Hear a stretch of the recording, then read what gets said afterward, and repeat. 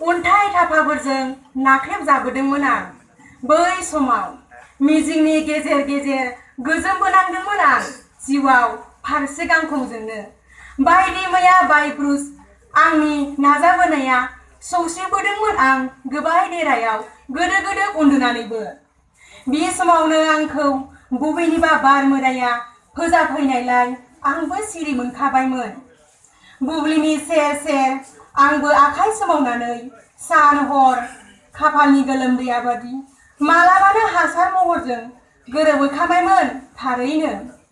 बे समाव खैसारजों आंखौ आराव खालामखाबाय। गोथैनि महरजों आंखौ बुसोमनो नागिरबाय लांसनियाफोरा। फान्दायदों गावजों गावनो खुगाजों खुगा सावरायदों।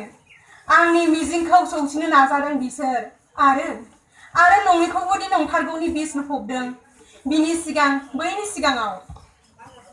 बाह बाह गमामायैनो एसेबांदि नोंसोर आंखौ थैनि अखायाव गबहोनो फाव खालामनाय थारैनो गोमोनांथावखा। नाथाय आंबोदि दिनै नोंसोरजों रानहोजानाय सोलेरखौ आवगा खालामाखै। मानोना बेफोरनि खुदियाखौ बुरखायनाय बायदि आंखौ बुरखायनो नाजानाया जेब्लाबो फेलेंनि महरजोंनो खासै।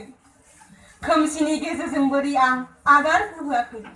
नाथाय बे समावनो दि ख्लाब ख्लिब सांग्रेमाया गावनि सोरांजों आंखौ आगान होनो नाजाखादोंमोन। मानोना बेफोर गासैबो मिथिखानायसो जेराव मेगन गोसाफोरखौ गोमोहाबखानायजों समान खालामना दोननाय।